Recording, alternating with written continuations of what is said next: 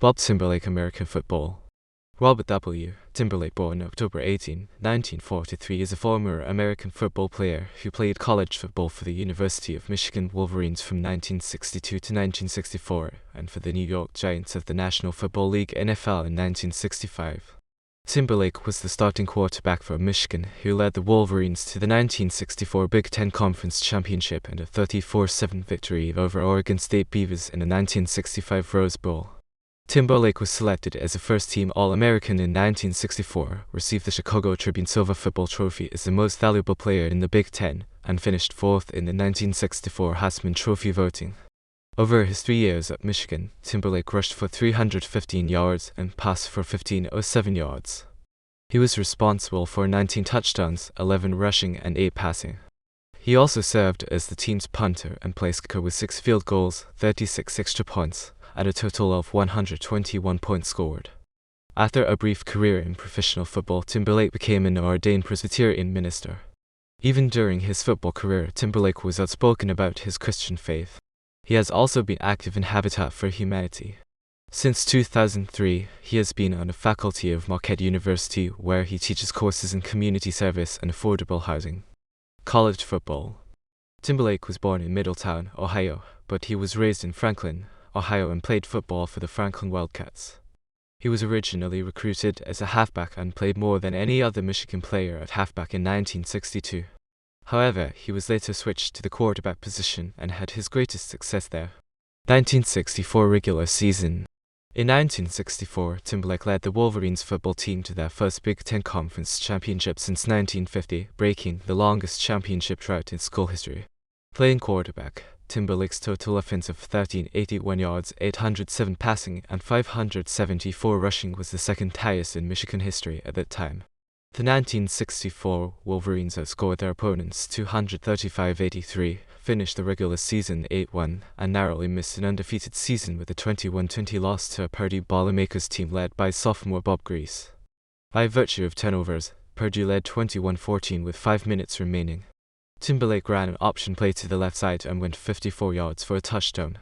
Rather than kick the extra point for the tie, Timberlake carried again on the option play to the right, but was tackled 1 foot short of the goal line and 2 points short of an undefeated season. When Michigan and Ohio State met in Columbus, Ohio on November 21, 1964, both teams were in the top 10 in the national rankings. Michigan had not beaten Ohio State since 1959. Michigan won 10-0, as Ohio native Timberlake was responsible for all 10 points, including a 17-yard touchdown pass to Jim Detweiler and a fourth-quarter 27-yard field goal to clinch the game. 1965 Rose Bowl. The Wolverines, ranked No. 4, advanced to the Rose Bowl, where they defeated Tommy Proffer's Oregon State Beavers 34-7 on New Year's Day. Prior to the Rose Bowl, much of the attention was focused on Michigan's veteran quarterback. The Pasadena Star-News wrote that Timberlake was the key to Michigan's attack. He does everything: run, pass, kick field goals, soup up the team. Timberlake has had this strength. The Wolverines listen to him and they believe in him. At 6'4" and weighing 215 pounds, Timberlake is a Lincoln to look up to. Nell Anthony scored 3 touchdowns for Michigan, and Timberlake and the Wolverines gained 415 yards in the game. Timberlake was 7 for -10 passing for 77 yards, and added 57 yards rushing, including a 24-yard touchdown run in the fourth quarter. Postseason honors. At the end of the 1964 season, Timberlake was awarded the Chicago Tribune Silver Football as the most valuable player in the Big Ten Conference. He placed fourth in the Heisman Trophy voting, losing to Notre Dame's John Heward, and was also named to multiple All-American teams. After attending an All-American dinner at New York's Waldorf Astoria Hotel, Timberlake reported, "There is a great deal of loneliness in being an All-America. I get sick of it. They all want to shake your hand, but they don't really know you. All they do is stick out the glad hand. I don't mind talking to anyone who is interested in ideas, but nothing makes me sicker than having my name dropped by people who don't know anything about me except that I'm an All-America." He joked that he might write an autobiography called The Loneliness of an All-America. He was also an A- student, majoring in sociology, was named a Scholar Athlete by National Football Association, and was placed on the Big Ten All-Academic Team 2 years in a row. Religion in Timberlake's life. Timberlake was outspoken during his time in the limelight about the importance of his Christian faith. While attending the University of Michigan in Ann Arbor, he said that at one point he felt his whole life was really off the track, but the guidance of Dr. Ernest T. Campbell, a great speaker at the First Presbyterian Church of Ann Arbor, helped him to develop his faith. Timberlake taught Sunday school and said he intended to become a Presbyterian minister. The speech in Mansfield, Ohio, shortly after winning the Rose Bowl in January 1965, Timberlake said, "I couldn't have played football if it hadn't been for Jesus Christ." He continued, "God changed my life. He promises the abundant life, which He has given me, an eternal life, which if I die I am sure I will have. There's peace associated with being a Christian." Timberlake also spoke openly of his personal conversion as he walked in a parking lot while on a night watchman's job at a Chevrolet plant in Warren, Michigan. Timberlake defined a Christian as one who hears Christ as his personal savior, and not just a person who was brought up in a Christian home or goes to church. When he signed a professional football contract with the New York Giants, Timberlake stated that he intended to take ministerial training at Princeton Theological Seminary during the off-season. He noted, "I don't really want to play professional football because there is no privacy and no time to be alone when you're a famous athlete." He emphasized that, if he were ever forced to choose between professional football or studying for the ministry, he would give up football. "I see no reason why I can't do both, but if I have to give up pro ball, I'll certainly do it." Timberlake said the thing he would always remember about playing football was the 20 minutes before kickoff. He recalled that those 20 minutes were horrible. "You want to go home. You want to quit football. It is times like these when something happens to me. I can't explain it. I put my face in my hands and ask God to come into my heart and give me courage. He gives me peace." When a boy asked Timberlake for his autograph at the Giants' rookie camp in 1965, Timberlake signed his name but also wrote citations to 2 Bible verses, John 3:16 and 1 Peter 1:5-9. The boy asked, "What's that?" Timberlake explained they were Bible verses, and he told reporters he started doing it about 6 months earlier, hoping the kids would look up the verses. In 1965, such public religious expressions were not common among athletes, and columnists made note of the fact that Timberlake packs a Bible in his suitcase and keeps one in his locker.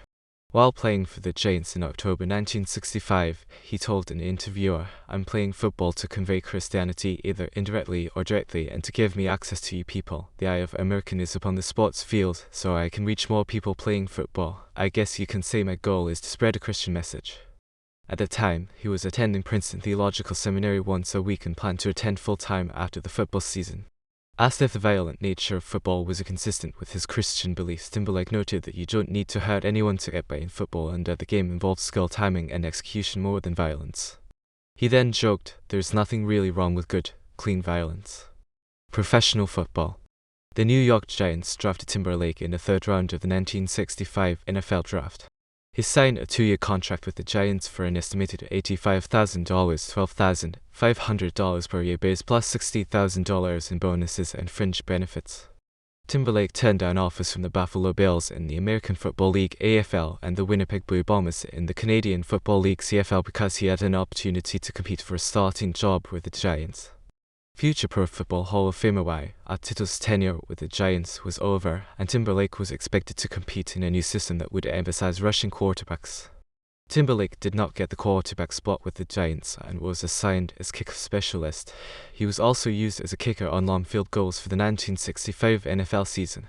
In a nationally televised game on October 3, 1965, at Pittsburgh, Timberlake hit a 43-yard field goal in a 23-13 win. Timberlake's kick against the Pittsburgh Steelers was the last field goal by any Giants kicker that season. Early in an October 24 game against the Cleveland Browns, the Giants' main place kicker twisted an ankle. Timberlake took over as the team's full-time kicker until the season's final week. Timberlake went 0-for-14 in field goal attempts for the rest of the season, and 3 of his shorter attempts were blocked. In the 1966 preseason, Timberlake was 3rd on the Giants' depth chart at quarterback. In the September 1966 issue of the Sporting News, Timberlake lamented, "I'm not doing anything. For 4 days the other week, I didn't throw a single pass, not a single pass." After just 1 season, the Giants cut Timberlake from the team on August 29, 1966, at their camp in Fairfield, Connecticut. In an article concluding that Timberlake may have been the worst place kicker in NFL history, the writer concluded, "Timberlake's 1-for-15 performance makes him look like a laughingstock. He's better remembered as one of Michigan's great quarterbacks, a Rose Bowl hero who might have had what it took to be a fine pro quarterback or running back. It's a shame he was asked to do what he couldn't." Sports blog Deadspin ranked Timberlake the 2nd worst player to ever play in the NFL, only behind quarterback Rusty Lish. Impact in the AFL-NFL merger. Because of Timberlake's poor performance as a kicker in 1965, the Giants signed Buffalo Bills kicker Pete Gogolek in 1966, who was also football's first soccer-style kicker. Previously, kickers kicked the ball straight on instead of at a soccer-style angle, which improved accuracy and is the standard at all levels of football today. This ended a gentleman's agreement between the NFL and the AFL in not signing each other's players, and would start a rash of signings that would eventually lead to the two leagues merging.